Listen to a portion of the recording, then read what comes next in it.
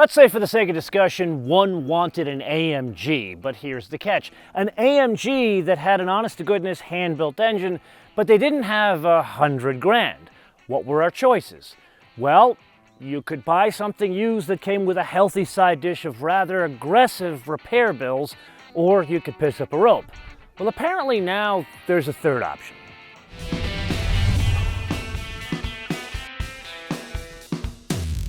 Okay, I'm intrigued. What exactly is that third option?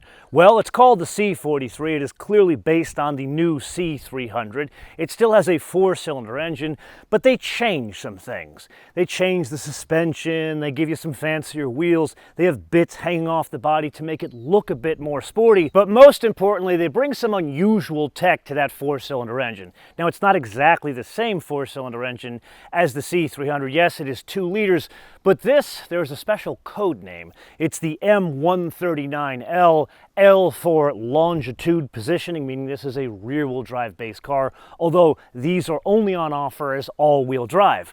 But what technology are they bringing to the table? Well, it's electrified, but in a very different way. First, yes, it is a 48-volt system, but not the system where they have the integrated starter generator motor between the engine and the transmission. Instead, there is a starter generator that hangs off of the accessory drive. So yes, this one has an accessory drive, and that can add 13 horsepower of like electric boost under load. But that is not the unique part. The unique part is the turbocharger. You see, this is a hand-built engine, this one made by Jorge Villandank. Jorge, or should I say gracias. Anyway, this turbocharger is not just exhaust-driven, it's also electrified. Now, what the hell does that mean? Because the general idea of a turbocharger is to recycle some of the air through the engine to provide boost.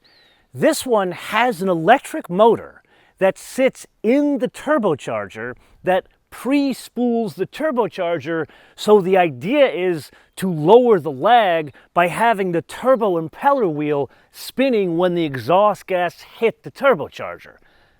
Fascinating. Like, I read it, I'm like, wow, that's pretty cool. Why didn't anybody come up with that sooner?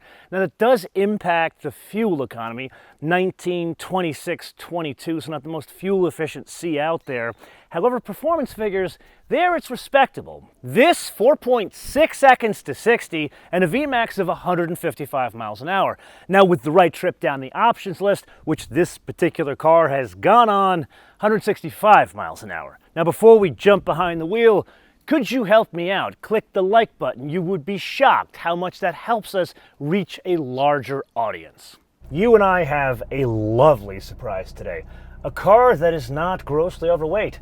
3,893 pounds, or depending on express your weights and measures, 1,766 kilograms. Now, an important point of order, that's about 300 pounds more than a stock C300, but remember, that's a 2-wheel drive, rear-wheel drive.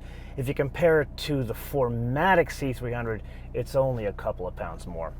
With that, the most dynamic mode. A little bit of delay there, but oh yes. She definitely wakes up and, oh, wait a minute. That definitely does not feel like a Mercedes. Wow, it doesn't even sound like a Mercedes. This is a surprise. This is quite fun to drive.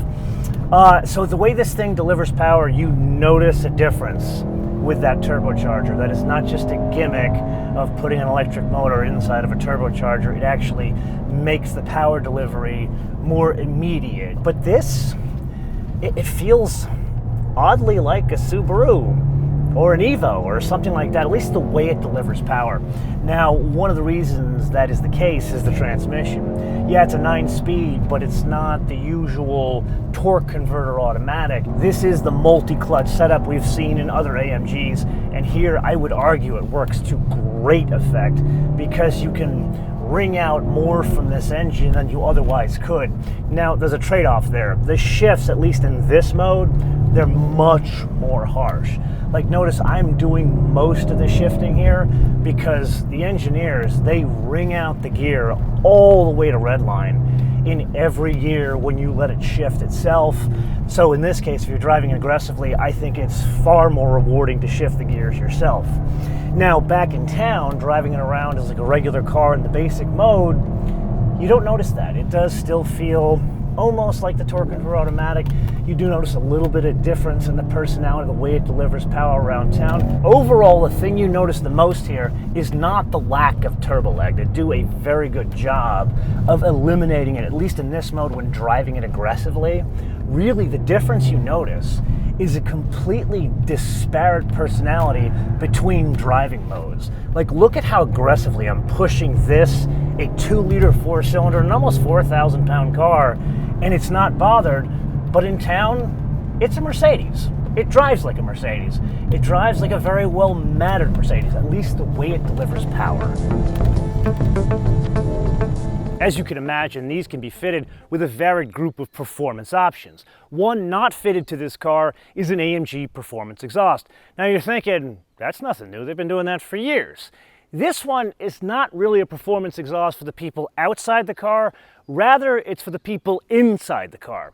You see, they pipe the sound, the natural sound from the exhaust, into the passenger compartment of the car, not electronically created through the speakers. Whether the car does this same trick, really fitted as standard, Porsche 911.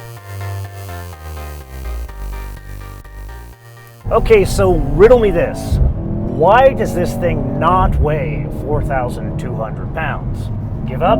Answer, it doesn't have air ride. This is the usual, very competent double wishbones all the way around with a steel spring setup. Yeah, it's adjustable dampers, but that brings about an unusual problem. Now remember, we learned when we first drove this new generation of C300 about, a year ago, the wheelbase is only a tad bit longer. They didn't do the trick like the 3 Series did. And you notice, there's no way to put this. This is like a big, heavy Evo, or like a big, heavy Subaru.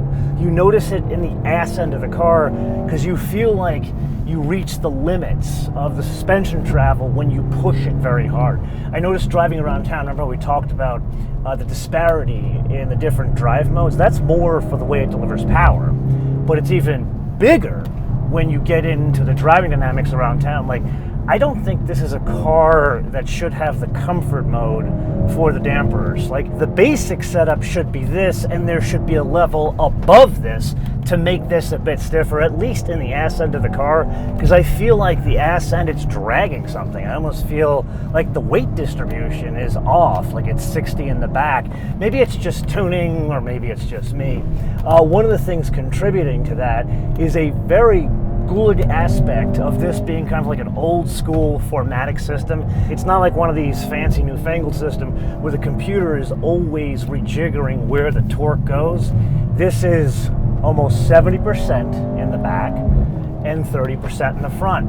And there I'm able to push this thing a bit more aggressively. I feel more confident with driving dynamics. It's just a much more fun car to push aggressively. Okay, so let's you and I put all of that aside, go back into comfort mode, and try to understand, does everything else cash the checks that the engine and the damper setup, at least double wishbone setup, writes? And I'd say yes and no. There really isn't enough weight to the steering here, even in the most dynamic mode. The brakes do relatively good job. 14.5-inch rotors in the front, and then it's 12.5 in the back. But here's something interesting. This is not a full AMG, and it's 4 piston calipers in the front. I'd say what this needs is probably a little bit more brake pedal feel. That combined with a bit of heavier steering feel, that would bring everything together and make this a very consistent and rather surprising effort. Yes, it is indeed that time again to play your favorite game, Mind the Options game, with today's contestant, something I'm finding throughout this episode to be one of the more intriguing AMGs that you and I have driven as of late.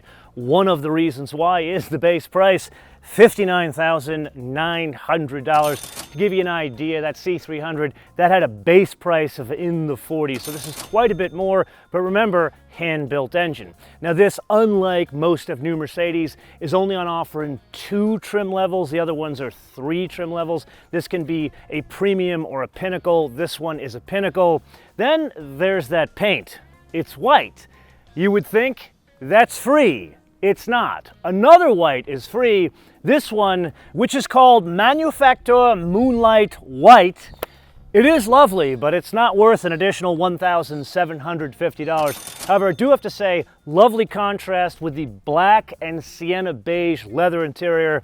That is an additional $1,620, and this one is fitted with a walnut trim. Looks great on the inside. I don't think the wood is real. Then we press on to those 20-inch wheels, 10 spokes, $1,450. This is on offer 18s, 19s, and 20s. This is how we get to the 165 mile an hour of VMAX. Then these are fitted with a standard size sunroof as standard. This one has the panoramic sunroof, which is an additional $1,000. The 4-zone climate control, $860. The advanced USB package, I had no idea what this is, so I did a little research. Turns out it's fast charging in all 6 ports. That's an additional $300. Shouldn't that be standard on a $60,000 car? Then 2 other items that fall under the heading of why is this optional on a $60,000 car? The enhanced ambient lighting, $250, and the Qi wireless charger, $200. Then the driver's assistance package, that is the level 2 autonomy, $1,700. Then the digital lights, we've talked about this in other Mercedes. This is the very cool package that works with the augmented reality navigation and can beam out warning symbols in the digital headlights. As an example, here are 2 use cases. Number 1, with the augmented reality navigation, it can shoot some of the directions through the headlights. And number 2, if it senses you are not alert, it will say you are not alert using the digital headlights. Very cool. I've used this at night before. $1,100. And that brings us to the 2 aspects that separate out the Premium, which is a very confusing name for the basic model, and this, the Pinnacle, the multimedia package that consists of the augmented reality navigation and a very flash head-up display. That's $1,700. Then there's the sound package. That is the Burmester sound and online music. That's $650. Then the only other thing we have to pay extra for is the destination handling of $1,150 from not Deutschland, and believe it or not Alabama. This is made all the way in East London, South Africa. So that is quite a bargain to put that on a ship from the other side of the world, which brings us to the total retail price of $73,630. Okay, so let's you and I stay in comfort mode and understand the mission of this AMG, or sorta AMG. I would not say it's because it's cheaper, especially after what we covered in that round of the options game. However, I would say there is a function of efficiency going on here, or perhaps something that's middle of the road in performance. But they accomplish this with a very unusual set of tools. Now, that starter generator, I can't sit here and say, oh my God, I feel the extra 13 horsepower right there. I just feel like power is delivered more consistently. But here's where I'm a bit surprised. I would expect the minute you spool up that turbocharger, or you add in even that electric boost, you'd have the same impact that, say, driving a Ford turbocharged V6. The fuel economy would behave like that of a V8. Here I would expect the fuel economy to behave like that of a V6. It's not really the case. In pushing it very aggressively and then combining that around town, I've turned 21.5 mpg on this tank, well beyond what I expected, which really, I was thinking going into it, 17 would be a very good day. So in that area, I'd say it exceeds its mission.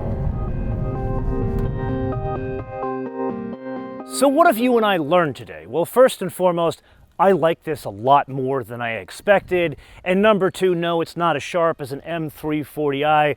That is a completely different personality and is a missile. This is like a more mature boy racer car, believe it or not, with a Mercedes badge on it.